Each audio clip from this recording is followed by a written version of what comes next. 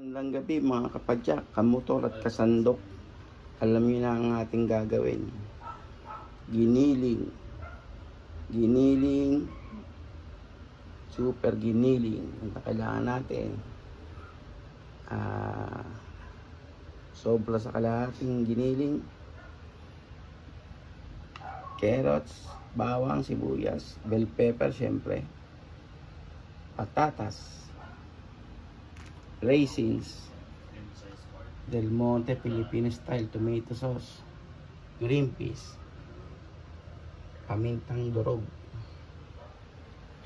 Tara, start tayo. Saka yung meron tayong ihahabol, itlog ng pugo para sa masarap-sarap, magandang tingnan, very festive din yan. Pula, green, saka ano yung alalabasan yan. Tara, luto tayo. Pakulo tayo ngayon ng tubig. Lalagay natin yung ground pork sa kumukulong tubig. Kailangan mainit. As konting tubig lang. Pagmamantikayan natin sa sarili niya mantika. Na. Benta mo na. Benta mo na yun. Don't forget to season your pork. Especially itong be generous. Meron na yung iodized salt, hindi na natin kailangan lagyan. Kaya pakuluin lang natin. Yun ang unang procedure. Bring to a boil lang. Kailangan palabasin natin yung mantika niya. Ginagawa natin itong procedure na to para maiwasan yung mga maduduming pinanggalingan yan. Lalo na yung para sigurado tayo. Kailangan natin siyang pakuluan sa konting tubig. Tapos palabasin natin yung mantika. Tapos igigisa natin siya. Yan ang procedure na natutunan ko sa aking nanay. So aboy lang, tandaan nyo, palabasin natin yung sarili niya mantika. At the same time, malilinis at natin yung pork. Yan yung natutunan ko sa aking nanay. Kaya bear with me. Yan yung nakita ko sa kanya nung nire-request ko sa kanya nung niluluto niya yan yung unang turo niya sa akin. Kasi hindi natin alam kung anong procedure ng paggigiling na yan, kung nalinis ba o ano. Kaya dapat ganyan ang gawin niya. Natin yung pagpapakulo na mabilis, takpan natin siya. Siguro mga 10 to 15 minutes, okay na yan. Yung mga bata ni James. Palabasin lang natin yung mantika niya. Mga kapedal, kamotor at kasandok. Tamang proseso para sa tamang simpla at sarap.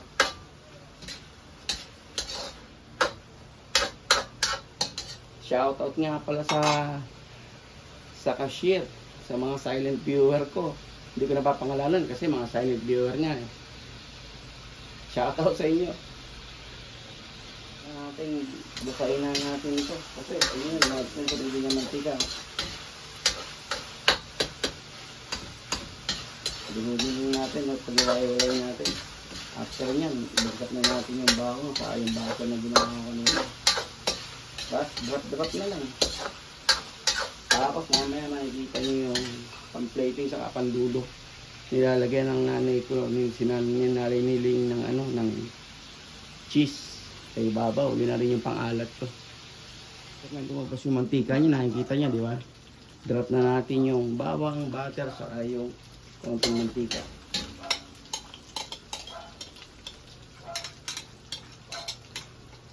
Next natin dyan yung aromatics. Sunod dyan, sibuyas. Ganda rin pagkaka mga kagmotor, kapadyak at kasandok. Ganito lang. Meron din kagandaan yung ganitong pagkakaluto ng giniling kasi mamaya meron siya crunchiness. Same time, malinis talaga at maluto mabuti.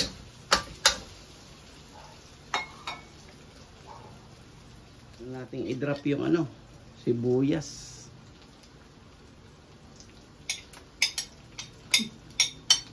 After nyan, yung basic principle ng pagigisa, yung matitigas, susunod sa sibuyas ha.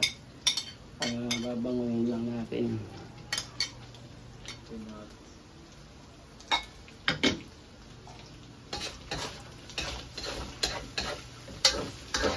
MVP.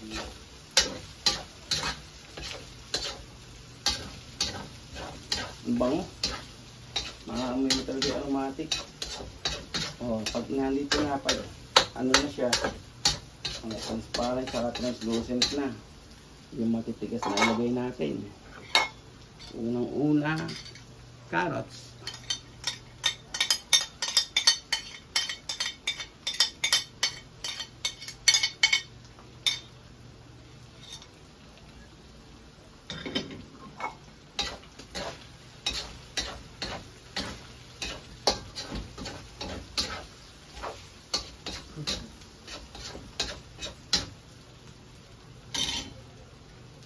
Sunod natin, patatas.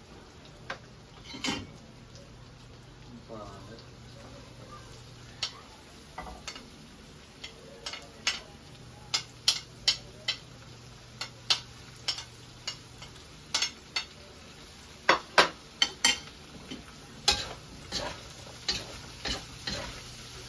Ganda ng pagkakaluto sa pagkakaano.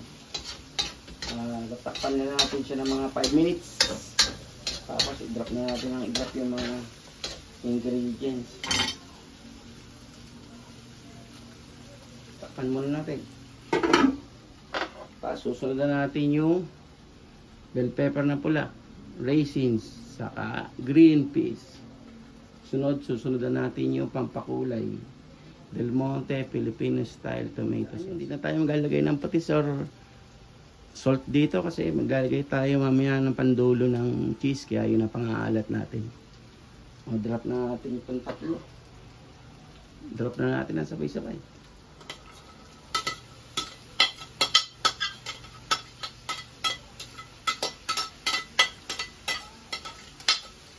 Ginto pa naman ngayon mga kaibigan ng gulay, kaya dapat ano lang tayo, siyempre sa pagbili sa pagkain, kaya dapat ubusin ng mga bata ang gulay.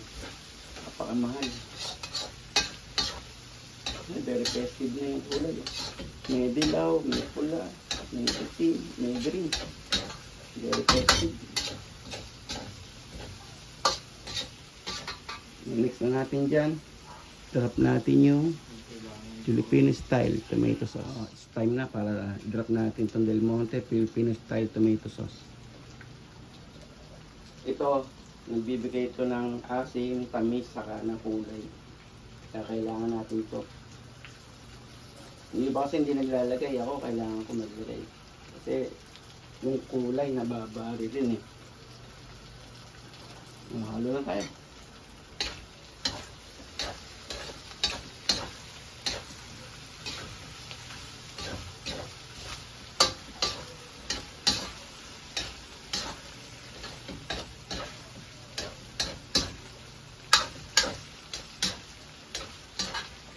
Napansin nyo, hindi na tayo naglagay ng water kasi may water na yung kiniling.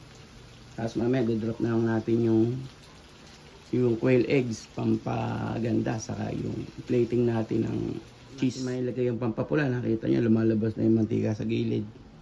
Tapos, malambot na rin yung mga gulay. Konting halo na lang, simmer, tapos drop na natin yung quail eggs. So may plating na tayo para sa cheese, pang toppings. Yun yung pampaalat natin. No need na maglagay ng asin or patis. Kasi aalat pa yan. Ang ganda ng pagkakakulay. Saka yung labas ng mantika nyo. Kita nyo. Plus, malambot na rin yung patatas, saka yung carrots. Kasi nyo yan kung anong gusto nyo lambot. Bakit mag-well blend yung raisins. Ang tamis niya, kaya panalo. Ang ganda ng kombinasyon. Drop na natin yung quail eggs. Ito na.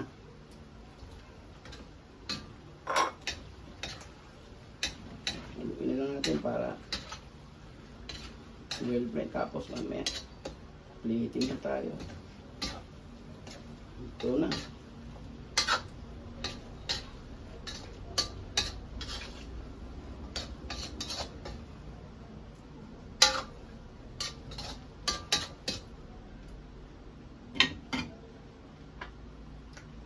black pepper.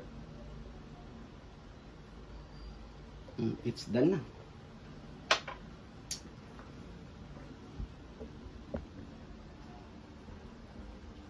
It's done na. Napakaganda ng pagkakaluto natin. Tara, plating na tayo. Mga kapmotor, kapadyak at kakumari. Grate na natin siya ng cheese. Ito yung leftover ko sa rep.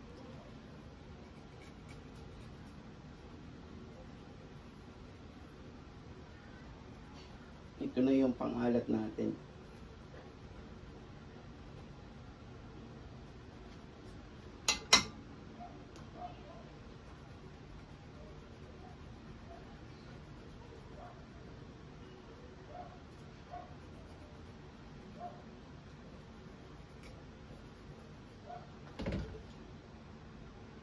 Finished product natin.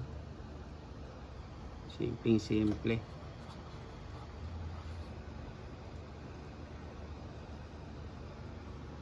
O, diba? Ilagay pa natin sa turntable.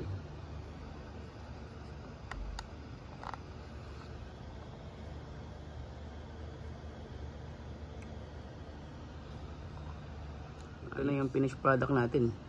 Nilagay ko pa sa turntable para makita nyo. Napakasarap. Yung tamis niya